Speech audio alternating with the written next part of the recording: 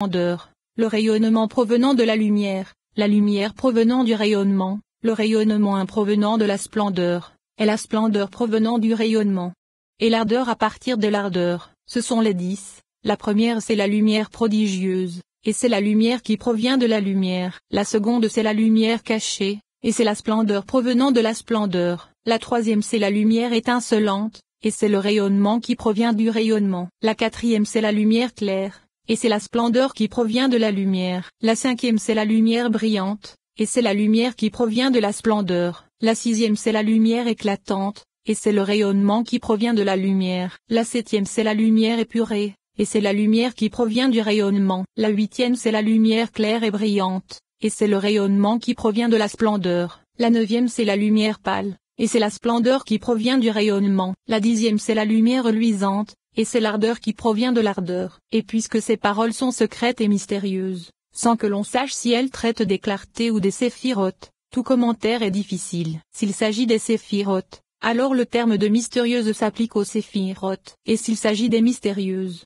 ceci est aussi difficile que dans le premier cas car elles sont comptées comme 10 alors que les Géonions ont parlé de 3. Et si c'est le cas, il n'y a pas de difficulté car il est dit plus haut que les 10 et les 3 ne forment qu'un seul sujet, comme cela est expliqué dans les chapitres précédents. Et ce qui est difficile c'est que la lumière claire s'applique à Ezed et la lumière brillante à Géboura. Et ceci est difficile car que ce soit le Rashbi, qu'il repose en paix, ou les Géonions, ils ont tous admis qu'il s'agit de Okma et Bina. Et nous pouvons résoudre cette difficulté en disant que puisque Okma est l'axe de Ezed et Bina l'axe de Din, et puisque les axes sont contenus dans la claire et la brillante, ainsi la claire s'applique à Ezed et la brillante s'applique à Géboura, selon le nom de leur racine. Mais ceci est très difficile car les Géonions ont dit que la lumière brillante dépasse la claire. Or il est dit ici que la claire domine car il est dit que la quatrième qui est Ezed est la claire et la cinquième qui est Géboura est la brillante. Et telle est l'opinion du Rashbi dans les Tikkunim. Puisque nous avons précédemment établi cela en détail, nous dirons que l'ordre correct est le suivant: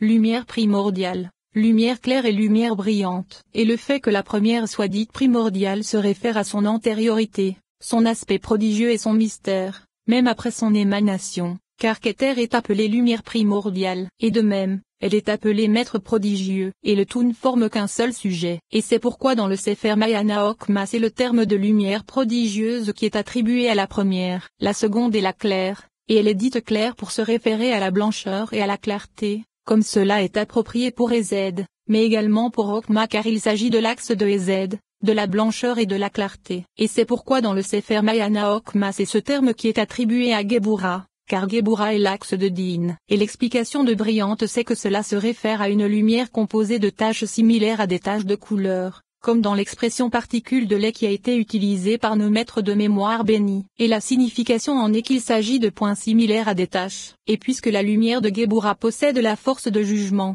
c'est pourquoi elle est appelée lumière brillante, car des taches de ténèbres et de jugement se mêlent à la lumière. Ou bien cela signifie qu'Okma est mystérieuse et qu'elle n'est révélée que dans Bina qui est son palais, comme cela est expliqué dans le chapitre précédent. Et c'est pourquoi dans Okma il n'y a qu'une clarté alors que dans Bina il y en a deux puisqu'elle est brillante. La clarté de Bina elle-même et la clarté de Okma qui apparaît dans Bina. Et le Rashbi a donné une explication proche de cela dans le Zohar sur la paracha Veillei à propos du verset il prodiguera à ton âme des choses pures, avec le redoublement de Tsatsaot à cause de la Neshama, comme cela est expliqué là. Et de même, nous dirons que c'est l'opinion du Rashbi, qu'il repose en paix, dans le Tikkunim où il a fait précéder la brillante de la claire, et les Géonions n'ont pas précisé leur arrangement. Et voici qu'à propos de la réalité de ces clartés qui se trouvent dans Keter, le Rashbi, qu'il repose en paix, a expliqué dans les Tikkunim que le nom Yod et Vos possède 3 Yod qui forment un Ségolta. Ces 3 points mystérieux se réfèrent à Keter, mais cela ne signifie pas que ce nom se réfère à Keter vis-à-vis de son propre aspect car il n'y a là aucune compréhension,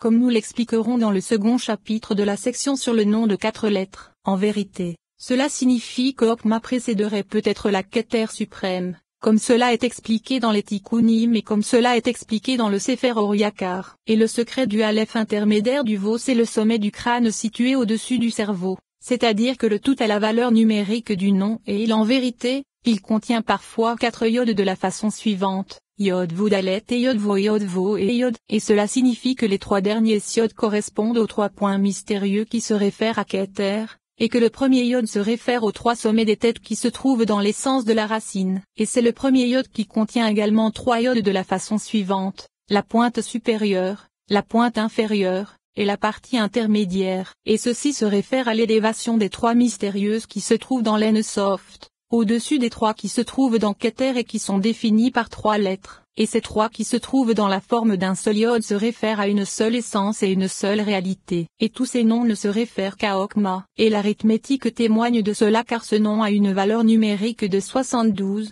et avec le nom lui-même cela donne 73. Et Okma a une valeur numérique de 73, afin d'indiquer leur union. Et de même, le nom Sag avec ses 10 lettres donne 73. Et c'est ainsi que l'a expliqué le Rashbi, qu'il repose en paix. Et à propos des clartés cachées dans Keter, les commentateurs leur ont attribué des noms, Yahwa, Yahvé, Yévé, Yahwa, Yahvé, Yewa, Yeo, Yewa, Yewai, Yahwa. Et sur ces noms, ils ont écrit, les 10 clartés se trouvent au-dessus de la Keter suprême. Ils sont les 10 séphirotes supérieures, et ils sont appelés branches de la Keter suprême. Et c'est ce qu'il est dit dans le Shiur Koma et elle est appelée blancheur de la tête. Et les clartés sont les branches qui se trouvent au-dessus de la Keter suprême. Et ils sont ce que l'on comprend par cause des causes. Et puisque notre maître le Haga on leur a attribué là des noms de la sainteté, il est possible de dire qu'il s'agit de ceux qui se trouvent dans Keter qui reçoivent ces noms. Ou bien, il est possible de dire que puisqu'ils se trouvent en haut, ils n'ont aucun nom. En vérité, c'est après leur propagation que ces noms saints qui diffèrent par leurs voyelles leur sont attribués, selon la division des séphirotes, comme nous l'expliquerons dans la section sur le nom de 4 lettres. Et tout comme les 10 clartés s'appliquent à Keter, elles s'appliquent de même à Tiferet. Et c'est ce qu'il est dit dans le commentaire sur les séphirotes à propos de la séphira Tiferet, la 10e est Tiferet, et c'est la séphira qui donne la force et la magnificence à toutes les séphirotes. Et toute s'orne d'elle car elle est pour elle un bijou, et toute change grâce à elle, et elle égalise tout. Et c'est grâce à elle que se réalise la perfection des 10 lumières. La première est appelée lumière claire car elle donne la clarté pour faire briller toutes les séphirotes avec sa force. La seconde est appelée lumière brillante car c'est elle qui donne la clarté à son essence, et de son essence aux 10 autres. La troisième est appelée lumière claire et brillante car c'est elle qui donne le shefa de la clarté, le shefa qui se trouve dans l'intériorité des séphirotes, à l'intérieur et à l'extérieur. La quatrième est appelée lumière pâle car cette lumière se trouve à un seul endroit puisqu'elle ne connaît aucun mouvement,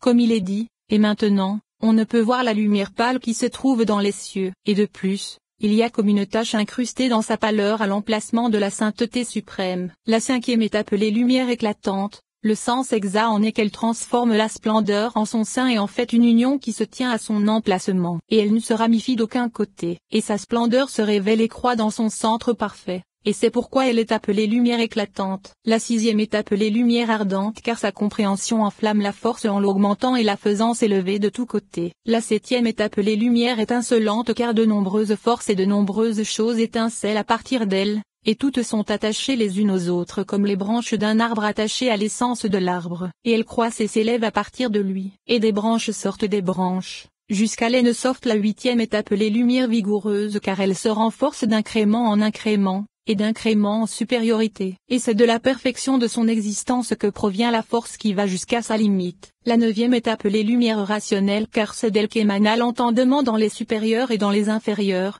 jusqu'à l'Ensoft et cette force ne connaît de mouvement que du côté d'elle-même. La dixième est appelée lumière productive car c'est elle qui est la première à produire. Et il n'existe personne qui puisse comprendre ce principe productif. Et c'est elle qui produit à partir de la force suprême les choses qui sont désignées par cet attribut. Et voici qu'il y a de nombreuses divergences concernant ces noms, car nous avons dit que la claire et la brillante concernent les premières. Et il existe d'autres divergences mais nous n'avons pas la force de bien les établir. Et ainsi, grâce à cela nous avons appris que les 10 clartés se réfèrent également à Tiferet. Et il est possible que la signification de cela provienne du fait que son sommet atteint la blancheur, par le secret de la Da'at cachée, comme cela est expliqué dans les sections précédentes. Ou bien il est possible que ce soit parce que Tiferet contient les 3 mystérieuses, comme cela sera expliqué dans la section sur l'arrangement des appellations à propos du mot Ish. Et c'est pourquoi il est approprié que les 3 premières s'appliquent à elle. Voici que nous en avons fini avec cette section.